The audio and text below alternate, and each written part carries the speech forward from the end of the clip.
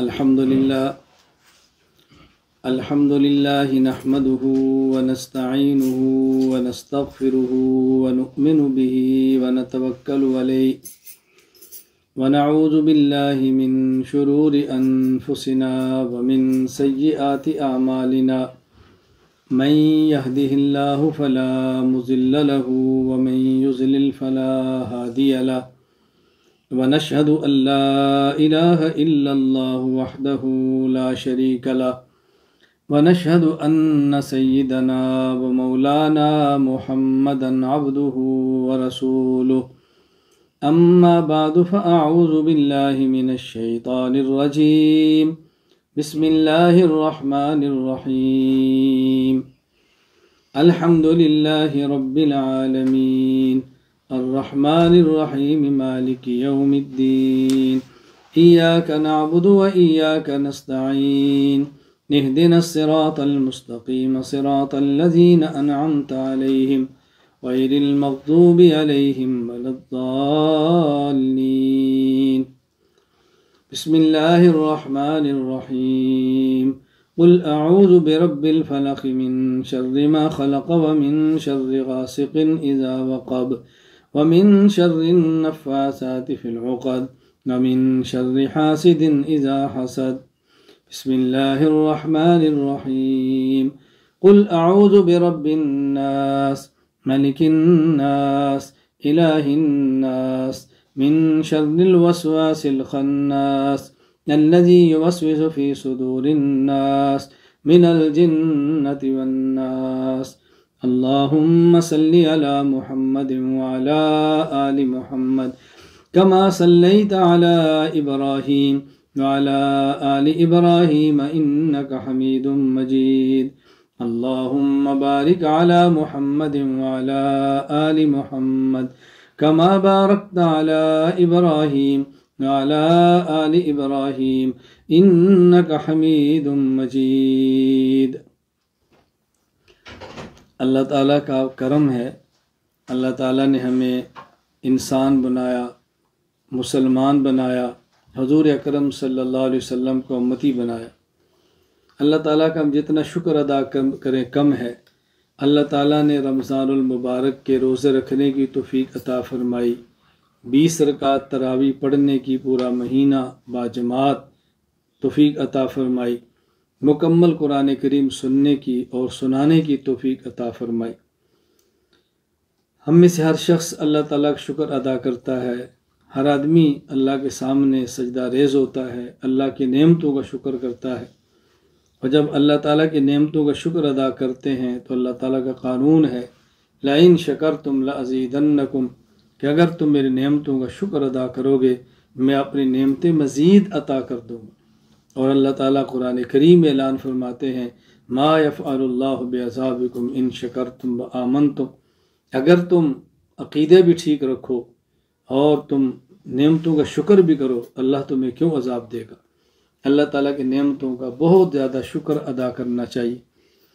میں جس قدر اللہ تعالیٰ کا شکر ادا کروں کم ہے کہ میرے والد صاحب نابینا ہونے کے باوجود قرآن کریم پڑھا تھا، یعنی قرآن کریم کے حافظ تھے، اور میں نے قرآن کریم حفظ کیا ہے غالباً 1985 یا 84 میں، اور مجھے یاد نہیں پڑتا کہ 1984 سے لے کر آج 2024 تک کوئی ایک رمضان بھی ایسا گزرا ہو کہ میں نے قرآن کریم تراویح کے اندر نہ سنایا۔ میں اس پر جتنا اللہ تعالیٰ کا شکر ادا کروں یہ کم ہے۔ آپ اندازہ فرمائیں کس قدر خدا کا احسان ہے کہ 1984 سے لے کر آج 2024 تک الحمدللہ ہر سال میں قرآن کریم تراویح کے اندر پڑھا رہا ہوں، 20 رکعت تراویح پڑھتا ہوں، مکمل قرآن کریم سناتا ہوں، اور آج تک کبھی سفر میں، کبھی حضر میں، کبھی باہر اور کبھی جیل میں ایسا وقت نہیں آیا کہ میں نے مکمل قرآن کریم تراویح کے اندر نہ سنایا۔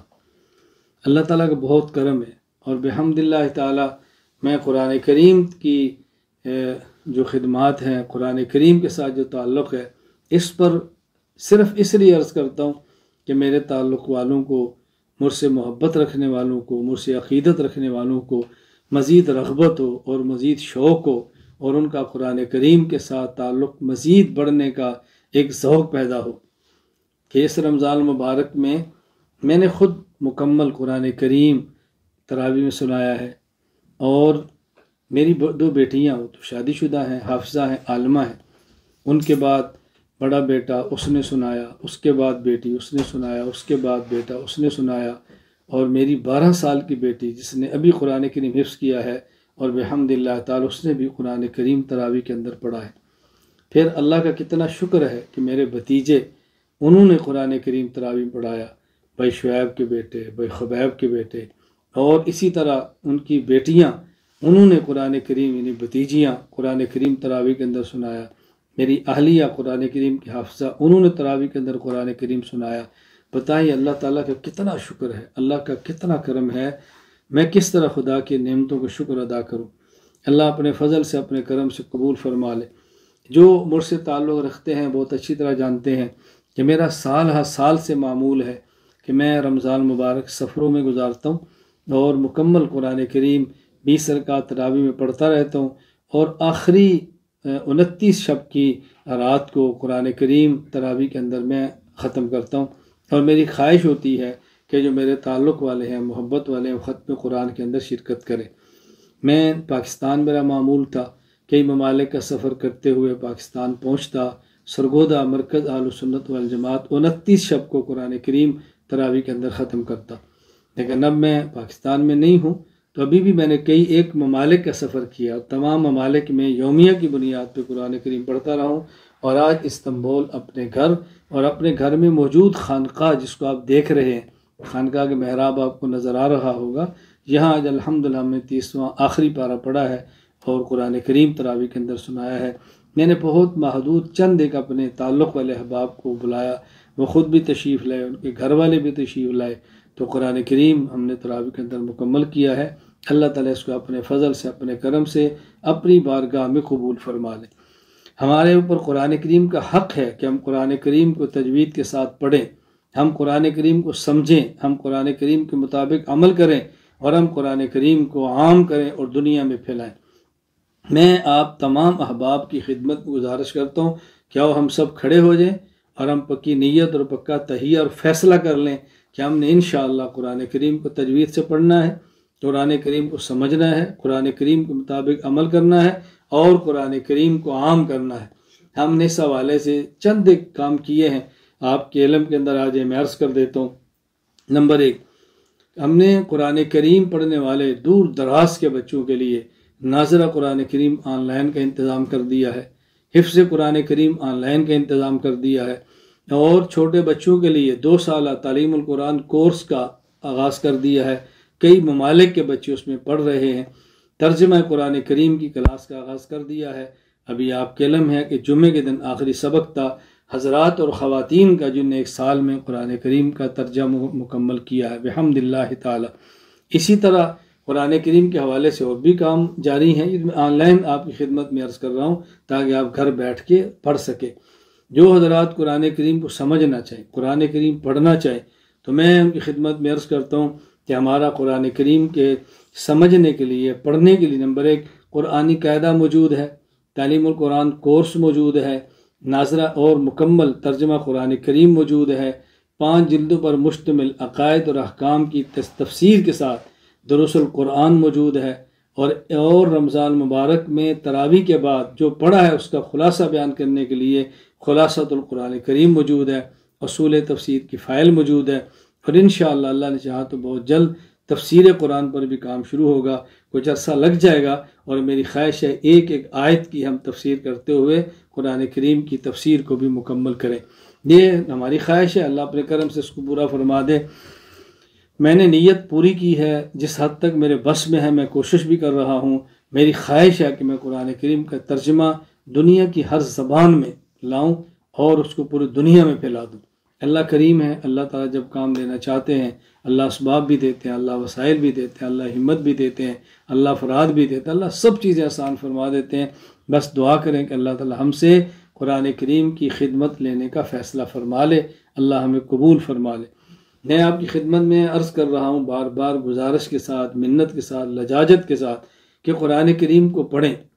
جن حضرات نے قرآن کریم کو نہیں پڑھا ان کی عمریں بڑی ہو گئی، دل چھوٹا مت کریں، مکمل قرآن کریم پڑھیں، اور بحمد اللہ تعالی ہم نے اس کا انتظام کیا ہوا ہے، رابطہ آپ نے کرنا ہے، قاری ہم نے دینا ہے، اور آپ نے تجوید کے ساتھ قرآن کریم پڑھنا ہے۔ بحمد اللہ تعالی ایک معقول تعداد ایسے حضرات اور خواتین کی ہے جو بڑی عمر کے ہیں، شادی شدہ ہیں، اور ان نے مکمل قرآن کریم آن لائن تجوید کے ساتھ پڑھا ہے، اور کئی مردوں نے پھر آخر سبق مجھے خود سنایا ہے کہ ہمارا جو قرآن کریم دیکھیں کہ ہم نے پڑھ لی، اور آپ سنیں کہ استاد جی قرآن کریم کس طرح ہو گئے۔ تو انشاءاللہ ہم نے اس پر محنت کرنی ہے۔ جو حضرات میری گفتگو سماعت فرما رہے ہیں میں ان سے کہوں گا کہ آپ کے پاس نمبر آ چکے ہیں، نہیں تو اشتہار پہنچ جائے گا، جن کے پاس نہیں وہ وصول کر لیں۔ رمضان المبارک کے بعد داخلے ہوں گے، اب بھی شروع ہیں، داخلے ہوں گے، اور 16 شوال سے سبق ہوں گے۔ نمبر 1 تعلیم القرآن کورس، نمبر 2 ترجمہ قرآن کریم کورس، نمبر 3 2 سالہ علم دین کورس، نمبر 4 سالہ عالم کورس، نمبر 5 تخصص فی العقائد الاسلامیہ، نمبر 6 تخصص فی الافتاء۔ یہ اسباق ہوں گے، مردوں کے لیے بھی ہیں، خواتین کے لیے بھی ہیں۔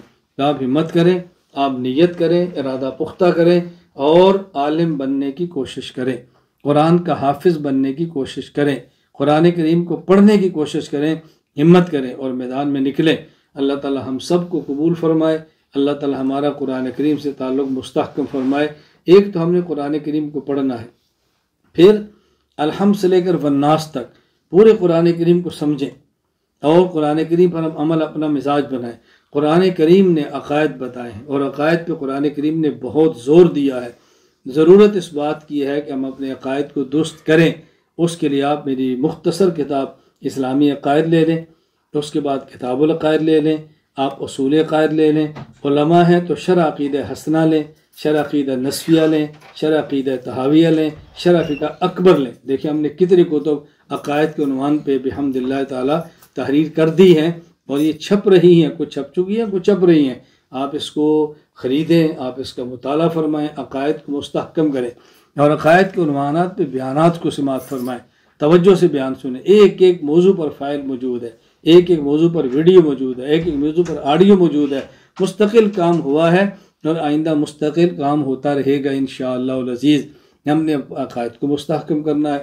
قرآن کریم میں مسائل کو بیان کیا ہے، مسائل کو، اس لیے ہم نے مسائل کو سمجھنے کے لیے فقہ کو دیکھنا ہے، فقہ کو پڑھنا ہے۔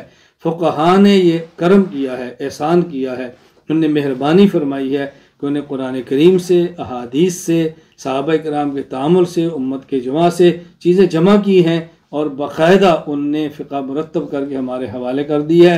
اور اس دنیا کا پہلا شخص جس نے فقہ کو مدون کیا ہے وہ ہے امام اعظم ابو حنیفہ نعمان بن ثابت، ان اول من دون علم شریعہ ورتبہ ابوابا۔ لہٰذا فقہ کی تیاری کریں، فقہ کو پڑھیں، مسائل شریعت کو سمجھیں اور اپنی زندگی میں لائیں۔ اس پر بحمد اللہ تعالی 3 حصوں میں کتاب الفقہ باقاعدہ ہماری آ رہی ہے، کچھ چھپنے کے لیے چلی گئی ہے، تیسرا حصہ آج کل میں چلا جائے گا، شوال میں یہ بھی آ جائے گی انشاءاللہ العظیم۔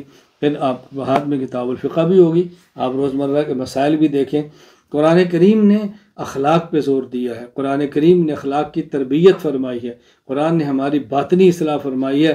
اس کے لیے بھی کیا کام کیا ہم نے، مستقل اخلاق اور آداب کے نام پر کتاب موجود ہے، چھپنے کے لیے چلی گئی ہے، شوال میں وہ بھی آ جائے گی اور آپ کو مل بھی جائے گی۔ آپ ہمت کریں، ہم نے اپنے اخلاق کی بھی اصلاح کرنی ہے، درست کرنا ہے اخلاق کو۔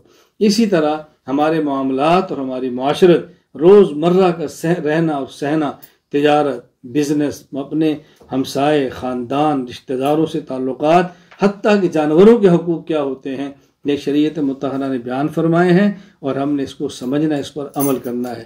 اللہ تعالی ہماری اصلاح فرمائے، اللہ تعالی ہمیں قرآن کریم کے مطابق اپنی زندگی گزارنے کی توفیق عطا فرمائے۔ میں یہ بات بارہا کہتا ہوں، اس کو اچھی طرح کان کھول کر سن لیں، قرآن کریم کے حوالے سے اچھی طرح سن لیں۔ اگر کوئی شخص اپنا نام اہل قرآن رکھ کے احادیث کا انکار کرتا ہے تو گمراہ ہے، اگر کوئی شخص اپنا نام اہل حدیث رکھ کے فقہ کا انکار کرتا ہے تو گمراہ ہے۔ یہ بات اچھی طرح ذہن نشین فرما لیں۔ ہم قرآن کریم کو بھی مانتے ہیں، ہم احادیث کو بھی مانتے ہیں، ہم فقہ کو بھی مانتے ہیں۔ یہ سب چیزیں ایسی ہیں کہ جس کو ہم مانتے ہیں، اور بحمد اللہ تعالی وثوق کے ساتھ اس کا اظہار بھی کرتے ہیں، اور پوری امت کے سامنے ہم بیان کرتے ہیں۔ ہم نے کسی حال میں بھی پیچھے نہیں ہٹنا، ہم نے ہمت کے ساتھ کھڑا ہونا ہے، دلائل کے ساتھ میدان میں اترنا ہے، اپنے عقائد، مسائل اور اخلاق و آداب کو ہم نے امت کے سامنے پیش کرنا ہے، اور پھر ہم نے اپنی عملی زندگی یہ شریعت کے مطابق گزارنی ہے۔ ضروری ہے ہماری خلوت شریعت کے مطابق ہو، ہماری جلوت شریعت کے مطابق ہو، ہمارا ظاہر شریعت کے مطابق ہو، ہمارا باطن شریعت کے مطابق ہو، ہمارا اٹھنا اور بیٹھنا، ہمارا سونا اور جاگنا، ہمارا چلنا اور پھرنا، ہمارا جینا اور مرنا یہ شریعت کے مطابق ہو۔ اللہ نے اپنے پیغمبر سے فرمایا، میرے نبی اعلان فرماؤ، قل ان صلاتی و نسکی و محیای و مماتی للہ رب العالمین، کہ میرا سب کچھ میرے اللہ کے لیے ہے، میرا سب کچھ میرے خدا کے لیے ہے، میرا سب کچھ رب ذوالجلال والاکرام کے لیے ہے۔ ہم نے اپنا سارا کچھ مرنا اور جینا، اٹھنا اور بیٹھنا، یہ سب ہم نے شریعت کے مطابق کرنا ہے، اور رسول اکرم صلی اللہ علیہ وسلم کی مبارک سنت کے مطابق کرنا ہے۔ ہم اپنا عزم کریں، ہم فیصلہ کریں کہ ہم نے اپنی زندگی شریعت کے مطابق کرنی ہے، اپنی اولاد کی زندگی شریعت کے مطابق کرنی ہے، اپنے گھروں کا ماحول شریعت کے مطابق کرنا ہے، اور ہم نے اپنا خوشی اور غمی، اپنی شادیاں، اپنے نکاح، اپنے جنازے، اپنے مرنے، یہ سب کو شریعت کے مطابق کرنے ہیں۔ دیکھیں ایسی بات نہیں ہے کہ جو لوگ سمجھتے ہیں کہ شریعت پر عمل کرنا بہت مشکل ہے، بہت مشکل نہیں ہے۔